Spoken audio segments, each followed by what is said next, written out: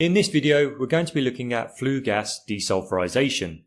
I'll explain to you what flue gas desulphurisation is, why it's such an important process for many industrial plants. Flue gas desulphurisation, or FGD, is a process used to remove sulphur dioxide from a flue gas stream. If we're burning fossil fuels that contain some sulphur, then we're going to produce sulphur dioxide.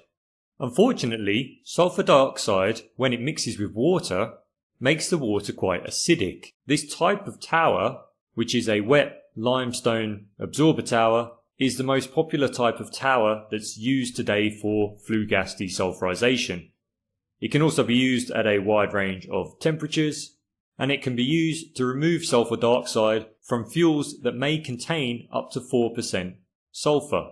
Remember that the environment within the flue gas desulphurizer absorber tower is actually quite corrosive, and that's why we need to manufacture all of the materials in this space from very durable materials. They'll often be carbon steel, for example, rubber lined or ceramic lined, or maybe a lot of the materials will be manufactured from stainless steel.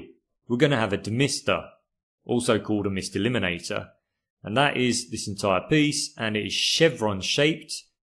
And as the flue gas passes up through this chevron-shaped mist eliminator, we're going to get this slurry, which has been carried over by the flue gas, collecting on the surfaces of our mist eliminator, and it will then drop back down, past the spray nozzles, past the perforated deck, and into our effluent holding tank area. So if we're burning fossil fuels in a power station, for example, or in an industrial plant, and we just allow this sulphur dioxide to be vented to atmosphere, then it may mix with the water in the clouds and form acid rain.